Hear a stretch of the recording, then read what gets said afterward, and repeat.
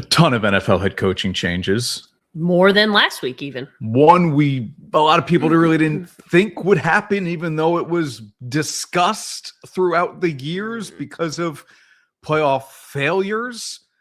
Indiana completes maybe the greatest turnaround in sports history. Unbelievable what the Hoosiers were able to accomplish in year 2 of Curt Cignetti. We'll talk about that performance in the national championship game to beat Miami on Monday night. Some NBA news to get to, some Major League Baseball free agency, trade news to get to. Busy week here in sports. And we'll talk with Nina Christof, who is an RPI women's hockey player, headed to the Olympics to play for Team Germany. Cool. Pretty cool opportunity, right? No doubt. Yeah. All right, let's get it going. Onorato and Miller.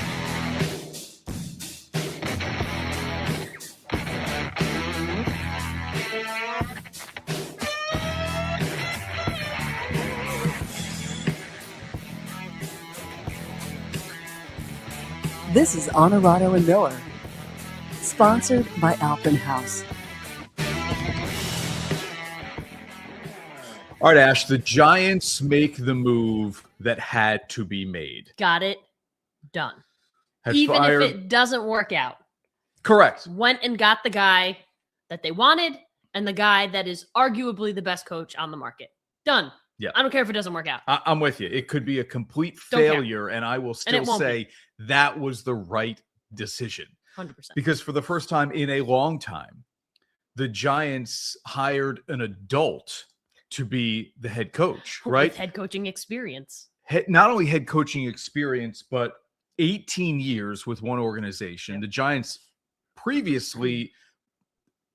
to the latest carousel of their head coaches, valued stability at the head coaching position. So 18 years for John Harbaugh in Baltimore, won a Super Bowl.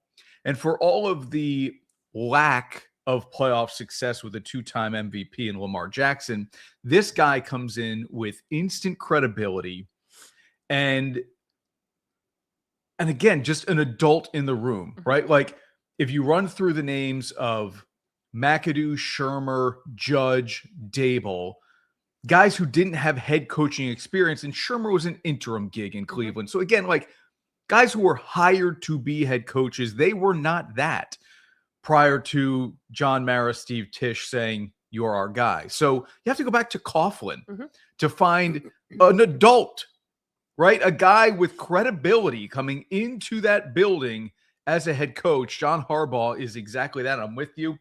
I don't care if it works or not. I want to bet the Giants to make the playoffs today. I haven't been able to find a market where I can do that. Yeah. They lost 7 games this year by 1 score or less than a full 7. So, and most of them, they probably had the lead in. Yes, there were fourth quarter leads. And that's ultimately what got Dable fired was, the riskiness of Jackson Dart not reining him in. But it was the fourth quarter leads that were blown. Detroit, maybe most notably. So the talent is there. There's no question. If they're healthy, that's like you're getting the keys to a pretty sweet car if you're John Harbaugh. And I think that's kind of the thought is like the chance to work with a quarterback that people feel like is the Giants quarterback of the future if he stays healthy. Yeah. Cam Scatterbo is a revelation. Malik Neighbors, if he's healthy, is their number 1 wide receiver. So meanwhile, they did all this, obviously, I think, maybe overachieved in some ways with what they had with a ton of injuries. I would still like to see them get another offensive weapon. Yeah. I'm not sold on Scatterbo as an every down back, but maybe Tyrone Tracy is enough there for you. So maybe it's a receiver.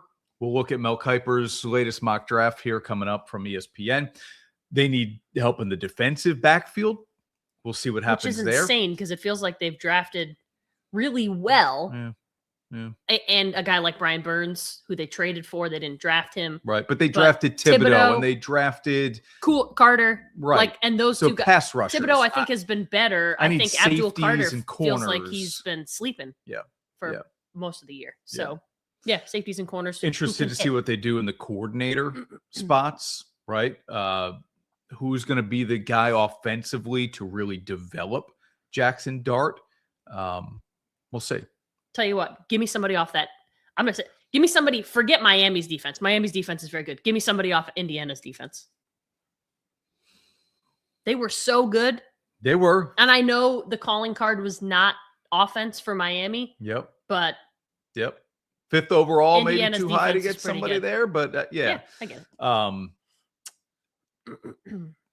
All right. So how does Harbaugh round out his staff? We'll see how that works out. It'll be very interesting. This was not a stunner because there just has been speculation surrounding Sean McDermott's job for the last few years, I would say. Like, hey, if the Bills don't get to the Super Bowl, is this it for McDermott? Well, yes. They only got to the divisional round. And it was a disappointing loss in Denver, but one where they had to come back. Right, they're the underdog. One where the quarterback turned it over 5 times. And McDermott gets the axe here. And Terry Pagula, the owner, said he decided based on how that game went to fire Sean McDermott.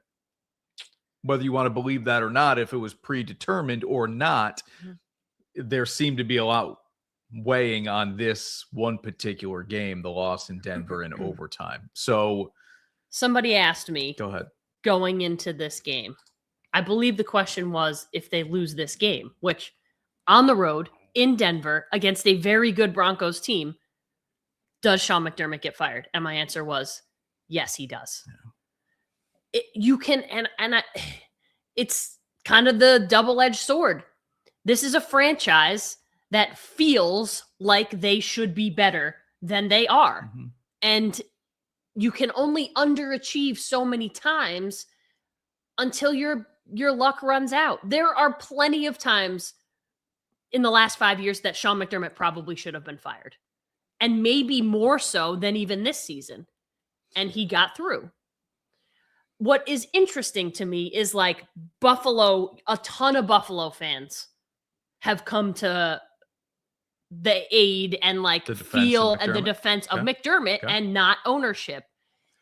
It's like the only franchise on the planet where that happens because they're so nice. Everybody just wants to be nice to everybody. I think the issue is the promotion of Brandon Beane here, right? Like the failures of this roster are not McDermott's fault. Now, look, the defense did not perform to the level of what is McDermott's specialty, and that's defense.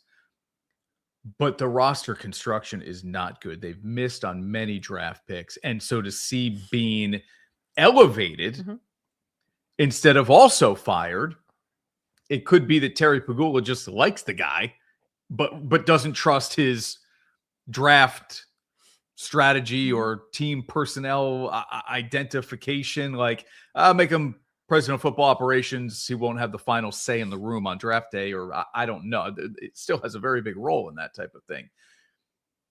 I think that's an issue for a lot of Bills fans. It's like, yeah, okay, maybe McDermott wasn't going to get us over the hump, but we don't believe Beane is the guy to put the roster together that's going to make this a Super Bowl contender. And now what do you do if you're the Bills, right? Like, well, here's the deal. Everyone thought Dable would get fired a season or two ago, and everyone thought maybe McDermott was out at the same time and that Dable would just prance his way back to Buffalo. Yeah. It has so worked out again that if that's what they wanted to do, they could do it. Yeah. And my guess is, I don't know if you're Joe Brady, do you feel like you should be the guy? And they bring in, if they were to bring in Dable as the head coach, does Brady feel slighted and go somewhere else? Maybe. But ultimately, I have this strange feeling that it will be some combination of that, whether it's Dable or Brady or the two of them together, that Buffalo will lean towards. They want to go with what's familiar. I had said when they fired McDermott, it's too bad they couldn't have done this a couple of days ago, because I thought Kevin Stefanski would have been a really nice hire for the Bills and the development of Josh Allen and finding some success on offense. But they need to draft better at the wide receiver position, right? You can't have a mid-season pickup be your best wide receiver, and that's exactly what they had this year. Clearly, Shakir is a nice player, but you bring in, but they're leaning on Brandon Cooks to make. That's what I'm saying. All of these plays in the biggest moments, and it turned out kind of how you would have thought it would have. Yeah, and it was a better pickup than I think people ever imagined it would be. He overperformed for what he is at this point in his career, and yet Yeah. You needed a better option. Yep, worked out tremendously. Let's go back to the story we started with here, and that's the Giants hiring John Harbaugh. Tim says, imagine what they can be with a healthy Malik Neighbors. Mm-hmm. Yeah, and imagine if they draft Carnell Tate. Mm-hmm. I wish it was next year because the difference between Smith and Tate is light years. Yeah. But how many wins should we expect from the Giants next year? Well, they won 4. And 8. Yeah. Yes. I think you'd be approximately 500. Mm-hmm. Somewhere around that. I know you can't be with the number, but somewhere around 500. There are turnarounds that will not do John Harbaugh any favors. The good thing is he has patient owners. But like what Vrabel did in New England, right? I mean, you can't now go, well, they won 3 games last year, and look, they're in the AFC Championship game. I mean, it's not That's what the Giants should be. The Patriots had a ton of money to spend in free agency this year. The Giants have none. They're under the cap again going into this offseason. And Drake May has played at an MVP level. You're going to get that from Jackson Dart. I wouldn't count on it, but I'm with you. 8, 9, 10. I think middle of the road is A-okay, especially in that division. It's not a great division. No, in that division, it's anybody's division. Right. Are the Eagles headed for a real step back here? What are they going to do with some of the guys this offseason? Do they keep A.J. Brown? Do they move on from him? They've fired their offensive coordinator. We'll see. Siena grad gets a head coaching gig. Jeff Hafley. How about that? Coached at UAlbany for a few years, played football at Siena back when that was a thing. The Falcons hire Kevin Stefanski. Titans are hiring Robert Saleh. And we'll get to the Chargers and Mike McDaniel as offensive coordinator here in a little bit. We still have 6 openings, though, here. Wild. In the NFL. 10 total. I want to say, like, what's even taking when I so think long? It's good, but because, like you said, but there are only 4 teams. You can't just pick coordinators from only 4 teams left, right? Well, you can't, but if that's the guy you think you want, like then everybody wants Chris Shula, then you wait. You have to wait. If you want to interview those people, even if you drop back to someone you interviewed later or earlier, fine. Yeah. But if you want to be able to interview Shula to say, nah, he's not our guy, let's go get Joe Brady or whoever, then Clint Kubiak is a hot name right now as well. Seattle. So Hafley, let's talk about him here. For a lot of people, I think they're kind of like, where did he go? It's interesting. He bounced around the NFL a little bit. Then he was the head coach at Boston College for 4 seasons. And the record's not good. And voluntarily left. Mm-hmm. BC was like, I'm not going to win in the ACC. It's too hard. And it was at Boston College. Never going to happen. NIL, transfer portal was kind of reaching its peak here.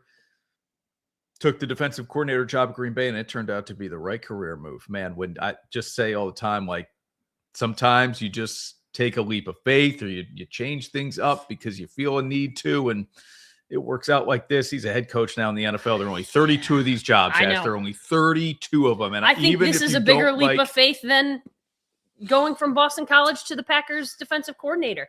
Like, you have the best defensive player on the planet, arguably. I know Myles Garrett Will Anderson.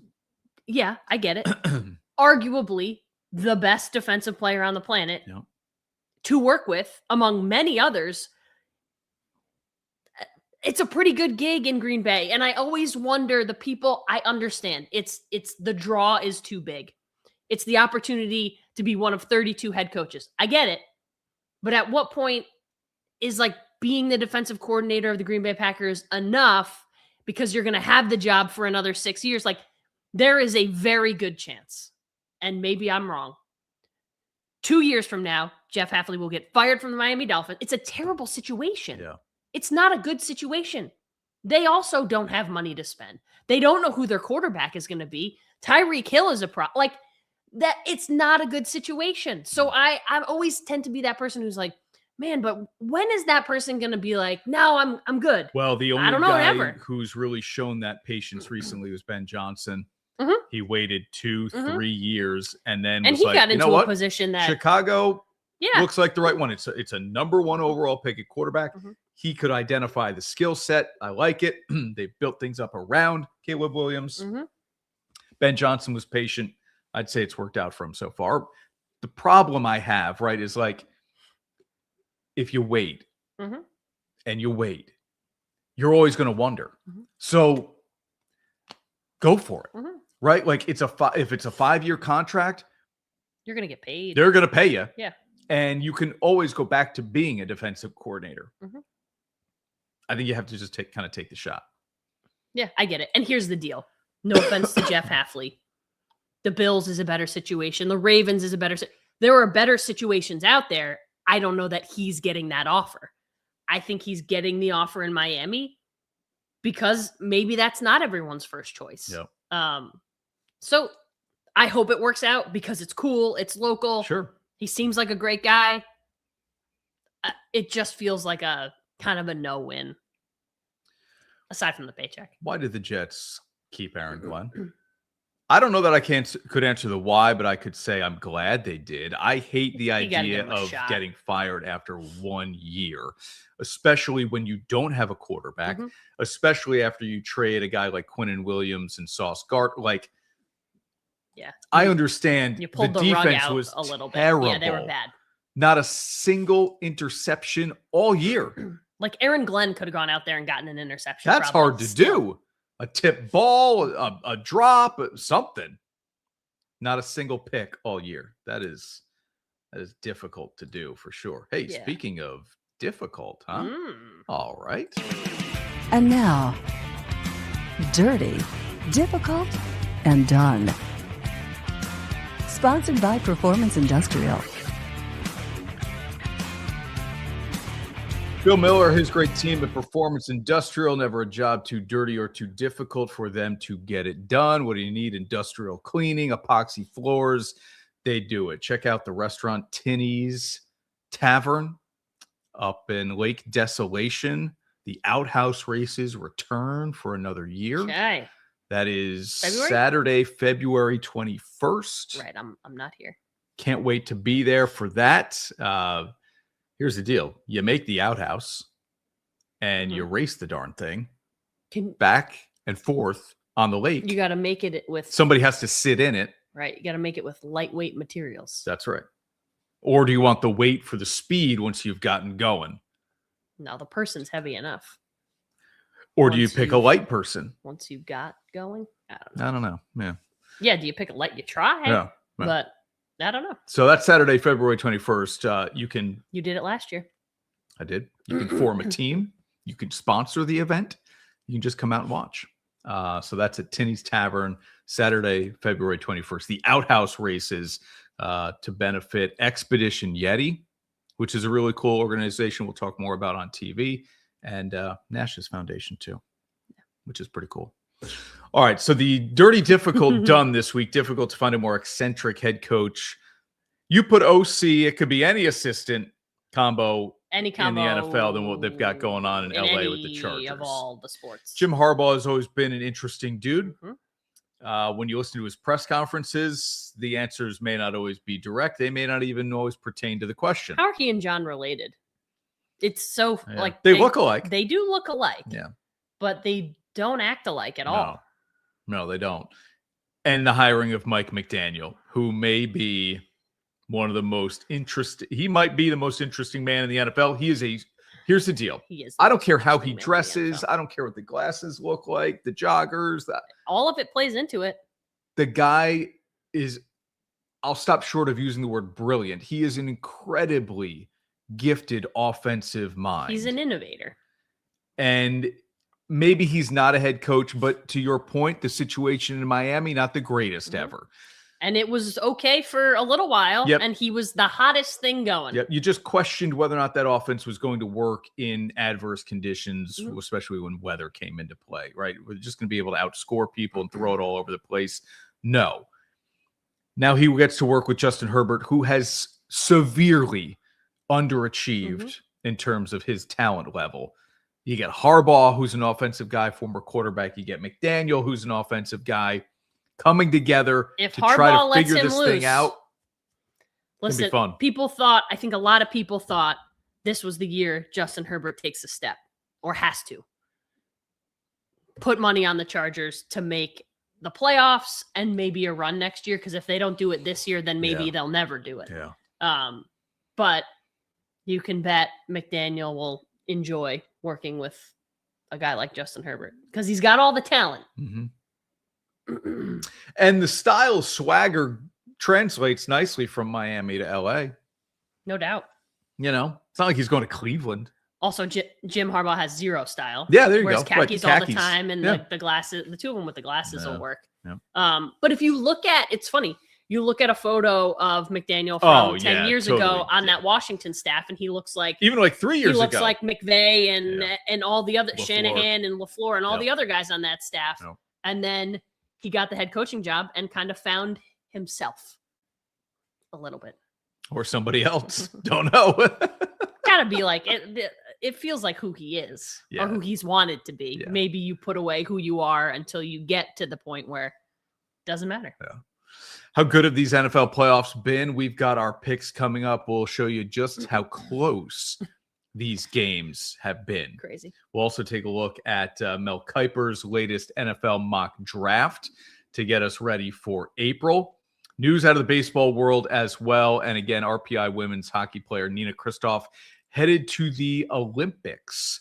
We're talking with her ahead of her time with Team Germany coming up after the Mayor's Cup, which is this weekend. Ooh. Back on Onorato and Miller in a minute. At Marcella's Appliance Center, our commitment is to you, providing essential appliances that families depend on for cooking, refrigeration, cleaning, and sanitation, plus appliance repair. You can have peace of mind that Marcella's is here for you today and every day, like we have been since 1957, helping you make the right choice with trusted brands like Whirlpool, Maytag, KitchenAid, and many more. Shop Marcella's Appliance Center in-store, online, or by phone. We're here for you. The mountain is calling. Are you ready? At Alpenhaus, we have everything you need for your season on the slopes. Our expert team is ready to help you find the perfect setup for an amazing winter of skiing and snowboarding. With a great selection of the industry's top brands, you'll find the right skis or board to match your experience and style, and all the best equipment and accessories to keep you safe and comfortable. Get outside and play with Alpenhaus, run by skiers and riders since 1964. And now, back to Onorato and Miller. Sponsored by Alpenhaus. How good have these NFL playoffs been? I mean, really, like it just feels like fourth quarter lead changes, last minute type situations. Yeah, the exception overtime. of maybe one. There's maybe one game. There were this two. past week? Well, yeah. So two total games I would say were complete blowouts. Houston manhandled Oh, and then Seattle. the wild card round, and then Seattle manhandled the divisional round. Mhm. So, yeah. But here's a little context to just how good these playoffs have been, and then we'll get to our picks here, which are not ever good. 6 out of the 10 games have been decided by 4 or fewer points. And with 10 games played, average margin of 10 points per game. Now, for context, Ten's a little bit for of a big number, context, the Seahawks won by 35. Right, so they skew the And the numbers. Texans beat the Steelers by 24. So those two Those are the games, outliers. yeah. If you were to take those out, this Mhm. is fun math here. If you were to 8 games. take those out, that number would be a heck of a lot smaller, the 10.4 I'm talking about, Mhm. right? So those are the outliers. Everything else has been really close. Yeah. And pretty darn good Mhm. too. Some sloppy games, right? Like Yeah, not always Patriots, great football. Texans, Mhm. Patriots won by 12. There were a ton of turnovers. We talked about the way Buffalo turned the ball over in Denver as well. So we can argue whether or not it's been great football, but it's been close and exciting Mhm. football at least. All right, let's get to our picks here. A lot of times we save this for the end of The the very show end. because we're hoping just nobody's paying attention at that point. But here we go. These were our picks. I don't know how I did Last so week. poorly. Niners were 7.5 point underdogs last week. I thought too many points. And they didn't even come close to covering it. You're going to check email to see if these were your picks from last week? No, I'm just checking. That's okay. Go ahead. Go for checking my record. it. Okay, here it is. I was 2-2. You were 1-3. Okay. 44 and 55 this There you go. season. Not great. Okay, we spent more time on Not the great. records than we have in the last few weeks. Patriots and the Broncos. I'm taking a swing here with Jarrett Stidham And I'm saying, give me Good the for you. 5.5. I don't believe Denver's going to win this game. I don't even believe they're going to cover. But I'm picking it just because nobody else is at this point. New England, here's the thing about New England. People are going to say how great Denver's defense was. Buffalo moved the ball on them without too much problem last week. And New England's defense has been good all year. People are not talking about it. It's a top 5 defense. Yep. People have not been talking a lot about this defense. So after Denver, most shows that I watch, they do. Denver and Houston, not this show, we are now. Denver and Houston, New England's right there. So how ready is Stidham, who hasn't taken a real snap in 2 years? I don't know. We're going to find out. Against what you're calling maybe the best defense in football? Well, that's why I'm taking the Patriots. As much as it pains me. Yeah, but it's the smart pick. I'm did just I say to you? hoping for something here. Home field and... When Bo Nix went down, I said, are we just handing the Patriots a trip to the Super Bowl? Is this what's happening? Yeah. I hope that it's not what's happening. But anytime you give me a backup quarterback who hasn't thrown an NFL pass in 2 years, give me the Patriots. Yeah, I don't know. The backups of recent memory who have found success this deep into the season, everybody's saying Nick Foles. Okay. Yeah. Carson Wentz got hurt before the playoffs started, and Foles then went on to win the Super Bowl. And Foles had started a bunch of games in the league before he returned to Philly as a backup. If you told me that Bo Nix got hurt 2 games prior to the end of the regular season, I would have said the Broncos have 0 chance with Jarrett Stidham to get. I get it, but at least we would have seen Stidham if they were here now this weekend. The best comp for me is Jeff Hostetler, early 90s. Phil Simms gets injured in the playoffs. Hostetler has to start the Super Bowl against the Bills. What a guy. Played pretty well. They end up winning. Scott Norwood, went on to be a knows, good starting quarterback. with the Raiders. Yeah. Yep. Anyway, I'll take Denver here. Give me the points. I'm going to say to cover, but okay. How about a win? Yeah, give me the Patriots. Yep. I will be happy. Yep. So happy to be wrong. Rams and Seahawks, and we are in for potentially a significant snowstorm on Sunday. So maybe people are just snowed in watching football. It's not so bad. Sounds pretty good. Rams and Seahawks here. I don't know what we're doing exactly because Seattle has shown very little angle of weakness. Their defense is also very good. Incredible. They've drafted so well on that side of the ball, and they've made the right trades for guys like Leonard Williams. I just keep thinking it has to run out at some point. And listen, we know. You think Darnold, the clock strikes midnight and he turns it over 3 times? I don't know. But for me, the Rams offense can compete with anyone. Yep. You've got 2 of the best receivers in the league. I would still say Devontae Adams qualifies as a top 15 receiver at least.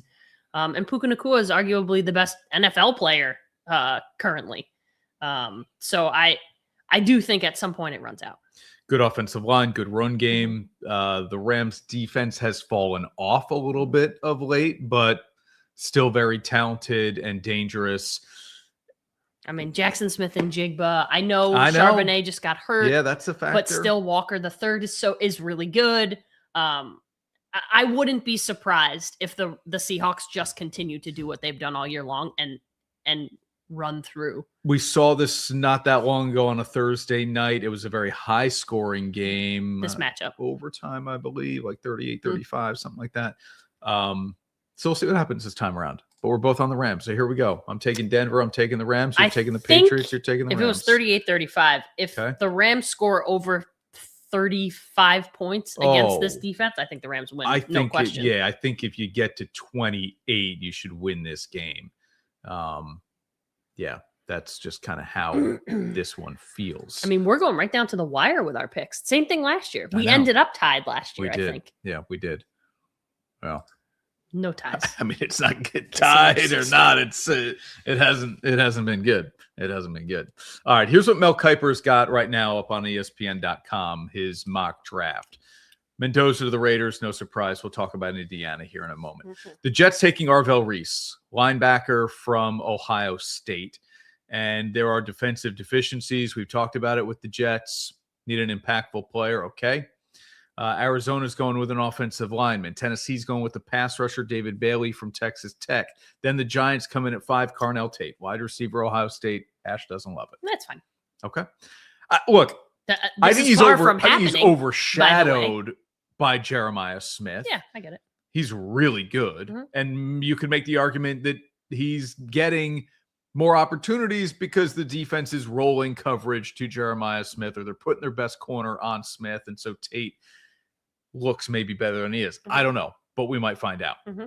Offensive lineman to the Browns at 6, pass rusher from Really Miami, Reuben Bain, to the Commanders, and a wide receiver from USC to the Saints. Those are your top 8 there. Not on the board here. Jeremiah Love, the running back from Notre Dame, going number 9 to the Chiefs, which would be interesting. That would be interesting. I mean, how many of those will stick? Yeah, no, those feel pretty tough to predict. Mm-hmm. Let's talk about Indiana here for a moment, more than a half hour into the show. The greatest turnaround in all of sports, potentially, going into I think it's for sure this season. They had the second most losses of any FBS program. So major college football. The second most losses. They were a laughing they still stock. Probably do, because there are so many. They didn't lose a game this year, 16-0, But so they didn't add to the total, but you're right. That doesn't go away quickly. They were a laughing stock. I said on the news, from obscurity to unforgettable, like unreal. It's the first time a team has finished a season 16-0 since the late 1800s. We're playing more games now because of the college football playoff. But you have a coach from James Madison. Brings a lot of players with him. And you have in year 1. Yes, correct. Made the playoff with a quarterback from JMU. Then you get a quarterback from Cal, who I wouldn't even say was lightly recruited. He was barely recruited at a high school. He'll let you know. 2-star. Wins the Heisman. First guy to ever do that in Indiana Hoosiers program history. And then the first football national championship. I don't know what else you can say other than nobody 365 times 2, whatever that number is, days ago would have ever predicted this. In fact, 365 days ago, less than that even, they were 100-1 to win the national championship at the beginning of the year. Nobody thought this was going to happen or had a chance of happening. And here it is. Unreal. It's, for my money, and listen, I'm not a sports historian. There's nothing like it. Nothing like this has ever happened. Yeah. In terms of just it's an instantaneous turnaround. It wasn't a rebuild or a project. Right. It was they won 10 plus games last year. Yeah. And then they went undefeated and won a national championship from the basement. Like, everyone thought, oh, maybe Matt Rule will do this. Not even close. Yeah. Like at Nebraska. No, it would be like if Pete Carroll went to the Raiders and they won the Super Bowl, but even different. Like, it's because it hasn't been that long standing. They've been a floor mat, irrelevant, arguably. Like, people would look at the schedule, Indiana win. Like, they just counted on it. It never mattered. It was just like automatic win every time you play Indiana. And now they're the best team on the planet. Right. You would have had to have hired a guy. Joe Madden would have had to have done it year 1 or year 2 with the Cubs. And all of a sudden you're a World Series champion. You hadn't won in more than 100 years. It's still a little different. And I get it. This is now more like the pros than it's ever been because you can buy players. But it's still different. It's different because even the Cubs had a measure of success along the way where they're right there in the NLCS, if not for the Steve Bartman game, right? So you're there. Indiana was never there. They were never a factor, ever. It was never a threat that Indiana might win the Big Ten, might finish top 5 in the Big Ten, might finish top 10 in the Big Ten, even when there were only 10. They were never even a factor in this sport. And they had individual players who you could name and remember. Antoine Randall was a lot of fun back in the day for them, but never was this a possibility. And Curt Cignetti has done it. Would Should Cignetti go to the NFL? No. You will never buy a meal, a drink in your whole life in the state of Indiana for the rest of forever, and you're getting paid mega bucks. I would never leave. Yeah. Never leave. He could lose, and he won't. He could lose game after game over the next 10 years, and they'll never fire him. You're right. He won't do that. But you're right. They wouldn't. Why would you do that? He's 64. Yeah. He could coach till he's 70. Coach another 6 years and be good to go. Mhm. Yeah. And maybe he goes before that. Like you've essentially done all you can do in the sport of football. Yeah. You've won at every level. The fastest anyone's ever done it. One of the greatest turnaround in sports history. Not even college football, not even college sports. Yeah. In sports, all of sports history. Yeah. You're good. You're good. Did you see? I heard this on the radio on the way home. The whole thing about him, hey, how many are you going to have a beer? You're going to enjoy a beer after the game. He's a beer guy. He shouted out a brewery in Bloomington, Indiana. I heard free that beer bite. for life from this brewery. For him. Offered him free beer for life. Good Because for them. he shouted him out in his post game. What would you shout out for life? Free for life. Oh boy. Is there anything on the planet that you would be like, oh, I'm going to shout, if you could just do one thing for life? I mean, to be like too practical and boring, like, Oh, boy, it'd be great to get like free gasoline for life. Oh, wouldn't it? that's so dumb. I don't know. I haven't put it- Meanwhile, my mind went to like French. What was the best French fry I've ever had? Okay. Like, free French fries for life. Well, The I just haven't difference put a lot between- of thought into it. I know, but that's why it's fun. Yeah, it would probably be a food or a beverage. You wouldn't go Mhm. free ice cream for life? Stewart's free ice cream for life? Yes, I would. Okay. Stewart's doesn't need me though. Bloomington, Indiana's brewery needed Kurt Cignetti. Stewart's doesn't need me. Yeah. I hope that brewery figures out an online delivery system because It's gonna I'm blow sure up. there are a lot of people Mhm. hoping to get Sam's going McDonald's. Listen, And that's the fry. McDonald's component, fries right? I would be all over that. If I had to pick a fry right now, I'd just say McDonald's. I love the shoestring fries. Yeah. But I don't want to be the person that's like McDonald's for life. Like I don't need that. Yeah. Okay. But I'll take some McDonald's fries for life. Mm. Or chicken nuggets. All right, we come back here on Onorato and Miller. Nina Christof, RPI women's hockey player, going to Milan Cortina. And she's got a really cool connection to Milan that I learned during this interview as she gets ready to play in the Olympics for Team Germany. Our conversation with Nina next. The mountain is calling. Are you ready? At Alpenhaus, we have everything you need for your season on the slopes. Our expert team is ready to help you find the perfect setup for an amazing winter of skiing and snowboarding. With a great selection of the industry's top brands, you'll find the right skis or board to match your experience and style. And all the best equipment and accessories to keep you safe and comfortable. Get outside and play with Alpenhaus, run by skiers and riders since 1964. At Marcella's Appliance Center, our commitment is to you, providing essential appliances that families depend on. For cooking, refrigeration, cleaning, and sanitation, plus appliance repair, you can have peace of mind that Marcella's is here for you today and every day, like we have been since 1957, helping you make the right choice with trusted brands like Whirlpool, Maytag, KitchenAid, and many more. Shop Marcella's Appliance Center in-store, online, or by phone. We're here for you. And now, back to Onorato and Miller. Sponsored by Alpenhaus. Fewer than 3 weeks to go until the Winter Olympics. The countdown is on to Cortina. Nina Christof, who's the captain of the RPI women's hockey team, is going to play for Team Germany. Nina, congratulations. Thank you for doing the show. Yeah, thank you so much. Pleasure being here.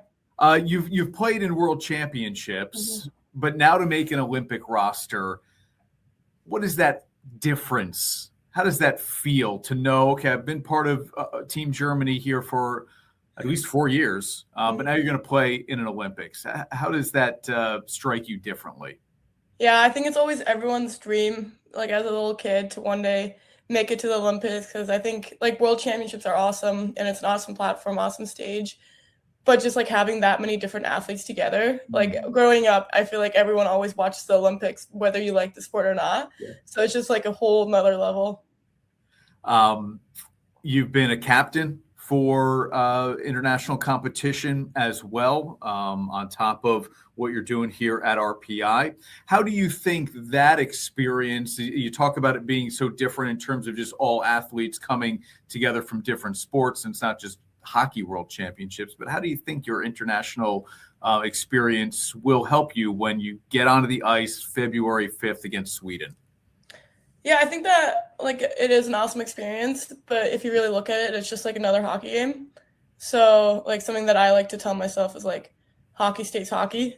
Like it's going to be the same game if it's being played at RPI here or on the biggest stage of the world. So I think it's kind of like a reassurance at times that like just because it's on a bigger stage doesn't mean that I don't know how to do this. It's just on a bigger stage now. Was there any mystery to whether or not you would make this roster? Did you have to wonder, will I be on Team Germany achieving this lifelong dream? And then who did you first call when you found out for sure? Yeah, I think there's always like some notion that you have to make the roster, even if like you feel like you're safe. And then when I got the call, I was actually at my grandma's house because it was right before Christmas. So then I told her first and she started crying. And then I told my mom, my dad and such. So you played for Bishop Kearney Selects in Rochester, right? Tell us a little bit about your journey there and why maybe that was the right program for you to then obviously vault yourself into an Olympics. Yeah, I always went there at a very young age. So I went there in 8th grade when I was 14. Yeah. And for a lot of people, that sounds very scary because I'm also halfway across the world. But my mom's always been very good about like letting me spread my wings. And she always says like, we want to give you the roots to grow, but we also want to give you the wings to fly. So I was very thankful for my parents that they let me do that. And it's crazy to see now that like how many girls are going to the Olympics who I played with. Yeah. 8. Yeah. So it's just like a great place there. It's very like structured, and it's very hockey focused. So if you want to excel there, it's like the best place to do it for hockey. Yeah, I think 5 alumna on Team USA and a total of 8 players. Yep. Yeah. So like I texted with a bunch of them, was like, oh, like I'll see you guys soon. That's amazing. How much of your family is still in Germany? Everybody? Yeah, everybody. So I'm the only one that's out of the country right now. What does a family member think about you being in the Olympics here? You said it, like everybody grows up watching the Olympics and then maybe dreaming one day of competing in the Olympics. But to achieve it, when you're at your grandma's house, how did that celebration go? Yeah, I think they were all just very proud because I know like the work I've put in and also like the sacrifices like as a family, like obviously missing a bunch of birthdays, like I missed a couple Christmases too and stuff, and just not knowing that I can always be there for moments like that, which is hard at times. But now like to be able to celebrate the result together is pretty special. Okay, I get what the ultimate goal is when you go to Italy. What are the conversations that are being had with your German teammates about how you achieve that goal or what the expectations are in your country for this women's hockey program? Yeah, we obviously want to get to the quarterfinals, and then we want to get to the medal round. So we want to win our quarterfinal game and then make it to the semis. And I think it's just I think it's kind of different from like RPI because obviously everyone on the national team is much older. No. So it's kind of very apparent, like you know your role, and it's just kind of like expected that you do your role out there to like give the team the best shot of making it to that medal round. How do you change your game, if at all, knowing you're going up against older competition? I don't think the game or my game will change that much. I think just like being very physical is always a big thing on the international stage. I was just going to ask, like, are you more head on a swivel, look to avoid the big hit? I am known to try to lay the big hits at time, even though I'm not very, very big.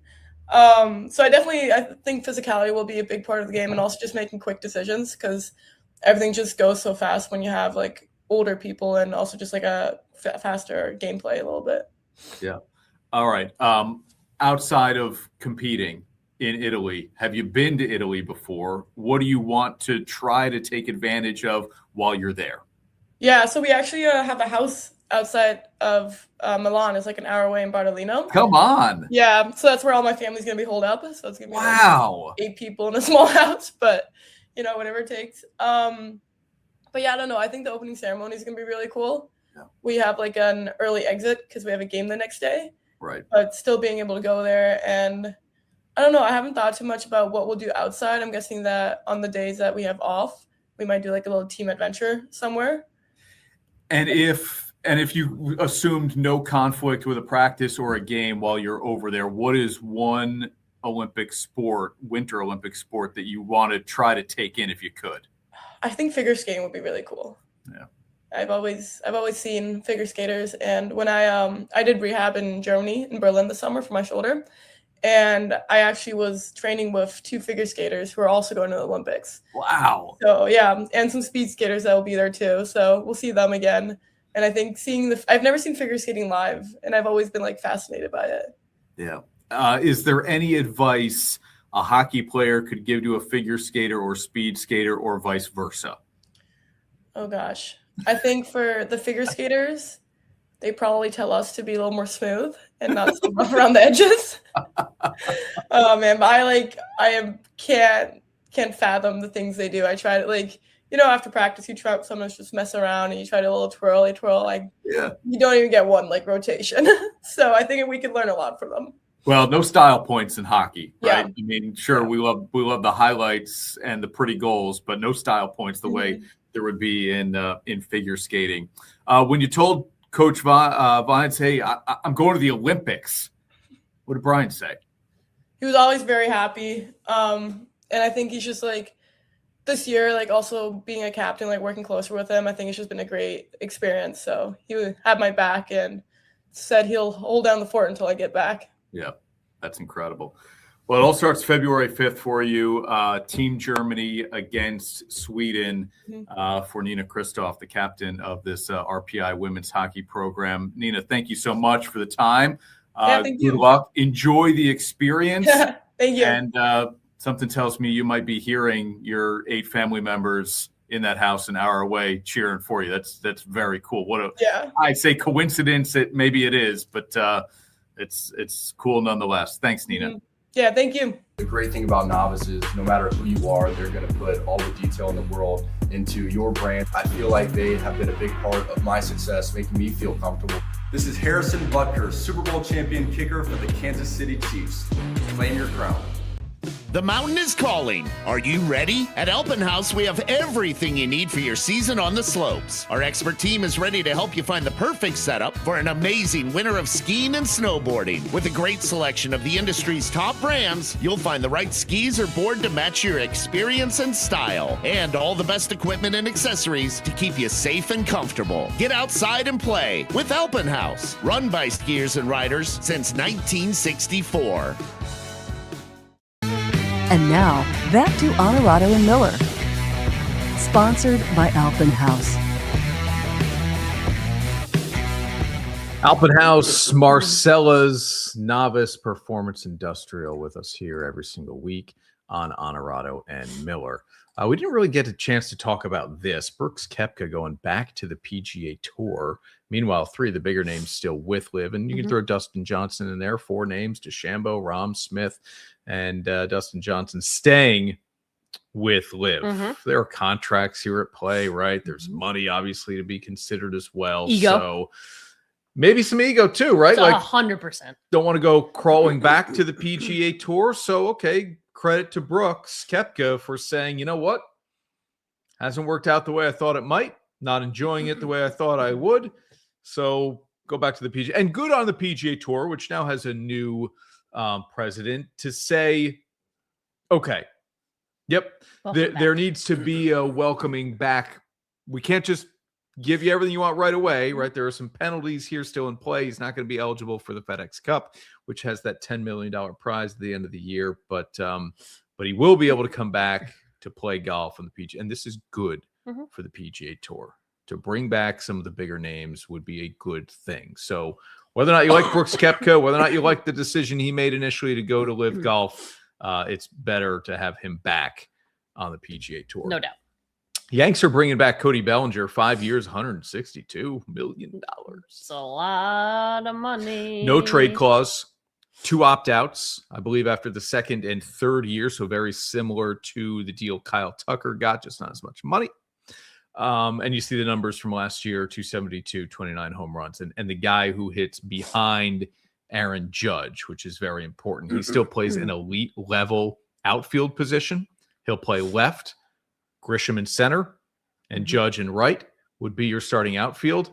I'm still waiting for, and maybe it's just the return of Garrett Cole. I'm still waiting for, like, okay, what did the Yankees do this offseason that makes them significantly better? That's the question I tend to ask myself most years. This to me is too much money, but it's what the Yankees do. I think Kyle Tucker got too much money for the stats. They don't play out for me. This is just like 32 a year, right? So, just you're not breaking the bank here, right? But when Kyle Tucker is making 57, I get it. There's an age difference. Only by like a year. I would have thought Cody was older. I think Bellinger turns 31 next season. Boy, he acts old. Okay. Yeah. But yeah, I mean, fine. But it doesn't make, he was already on the team. That doesn't make you better. Him leaving would have probably made you worse. But in terms of if we're stacking last year's team against this year coming, you're not better. You're the same. I don't know if the Mets are better. Are the Mets better? Before we lose Ash here in the next 7 minutes. They signed Bo Bichette. I'm going to wait to try to predict where everybody plays because they're just kind of signing guys, trading for guys, and we'll figure it out from there. They trade for, I can't believe it's Lewis, but everybody says Lewis, Robert Jr., the center fielder for the White Sox. If it's not Robert, then it can't be Luis. Yeah. Okay. I would say. Talented guy, 28 years old, but he's had for all the peaks, there have been plenty of valleys in his career. It's baseball. So you trade for him, you hope for the upside version. Bo Bichette's been injured more than he hasn't been. No doubt. I love the guy. I think he's a great addition. He's a hits machine. Healthy. Hits machine. If he's healthy, it's a great addition. If he's not, then no. Here are those additions here. Bichette, Robert, Simeon, Polanco, Devin Williams, Luke Weaver in the bullpen. The Mets are better. I believe that. The Mets are better. All right. Well, we'll revisit that graphic in a moment because here are the subtractions. As Ash says, the Mets are better. Alonso, Diaz, Nimmo, McNeil, Acuna out the door. Still got Juan Soto in the lineup, which Sure is do. huge. Yep. I still think they're better, but maybe I'm wrong. Here are the additions again. I think they're better too. Jorge Polanco was a revelation. So, and I think if you get 75% of what Devin Williams and Luke Weaver were at their best, they'll get that. Then I think they're better. Yeah. I do. I know Edwin Diaz was all the rage, but when Luke Weaver was good for the New York Yankees, he was really, really good. When Devin Williams was good for the Brewers, he was the best closer in baseball. You get those guys, and that's pretty good. So if you go around the infield, I'm just going to guess it's Simeon at first, Bichette at second, Lindor at short, Polanco or Brett Beatty at third, Soto in right and DH, Robert plays center. It's not. It's not. It's not bad. I'm saying it's not bad. It doesn't blow you away. No, but it's not bad. Yeah. And I will still have the same questions I've had about this team for the last few seasons. Who are the starting pitchers? Yeah. For as good as Senga has been when he's healthy, he struggles to stay healthy. Who are your starters? And look at how much starting pitching mattered with the Dodgers, right? For all the Dodgers Mm-hmm. lineup, oh my god, yeah, but they needed Yamamoto every time to save their bacon. You need starters I still. love that phrase. Do you say that? I couldn't Save tell you the their last time bacon. I tell you the last time I used it. So you need starting pitching, and I get that it's a premium in today's baseball, but yeah, I don't know. Again, there's no 40-plus home run threat the way you had with Alonso outside of Soto, as I flip back and forth here, right? I mean, Robert hits home runs. He does. He can. Maybe not 40. He can. Yeah, he can. All right, here's what's happening in the NBA in our final few minutes here. Jimmy Butler out for the year, torn ACL with the Warriors, and Golden State was struggling to really be a contender this year anyway, but now there's no chance, and it really ramps up the idea of, okay, what are we doing as a franchise? Yep. Can't just keep hitting the reset button with Steph Curry. We have to try something. I would think you have to try something different if you're Mike Dunleavy Jr. And trading Jonathan Kuminga seems to be all the rage. Do they do something more drastic than that? We'll see. He says they're not going to plan on trying to trade Butler despite the torn ACL. He turns 37 before next season. Now that's old for a professional athlete. And Steph Curry is already 37. Okay, the Knicks are struggling after the NBA We Cup. talked about, does the NBA Cup mean anything? Blah, blah, blah. Is it the NBA Cup curse? The Bucks Maybe. won it last year. Mhm. The Knicks won it this year. They're 7-11 as we do the show live on a Wednesday night since winning the Cup. And LeBron James not voted in as a starter for the All-Star game. He's Fine. made 21 straight All-Star games. Now, last year was a debacle. He showed up late and injured, and somebody else could have had his spot. That was poorly handled by him and the league. And yet, he needs to be part of this. He is still averaging like 22 points a game. The Lakers are a top 5 team in the West. He's still a very, very good player and should be an all-star. So I hope the coaches get this thing right. They will pick the reserves. And if they don't, then I hope the commissioner steps in and says LeBron James needs to extend his streak to 22 games. It's not a democracy. It is until it isn't. That's it. Right? You get what I fan mean. voting. You get coaches' input. If nobody gets it right, And then ultimately the give commissioner them a shove. should say, hey, you guys have screwed this thing up. I'm going to fix it One and too put many times. LeBron in. Yeah. And We got any good comments over there? will it be his last All-Star game? We'll see. Yeah. Who's going to beat the Dodgers? Nobody. Somebody. I think somebody. Dang those Dodgers. I think somebody beats the Dodgers. Would you take, if I gave you right now, We always do this. Dodgers are the field. who would you take? What would you take? The Dodgers. They're paying $30 bajillion all over the place. I get it, but I'll take the other, and it's not 29 teams. You're really only getting an option of like 6 other teams that might have a chance to win the World I'll take the Series, Dodgers. right? Boy. Okay. That's tough. That is where we are, though, in Major League Baseball, where if I give you one team or 29 others, you're taking the one. I'm taking one. As the Los Angeles Dodgers. Enjoy the weekend, everybody. Enjoy conference championships Sunday, the Patriots and the Broncos, the Rams and the Seahawks. We'll see you next week on Onorato and Miller.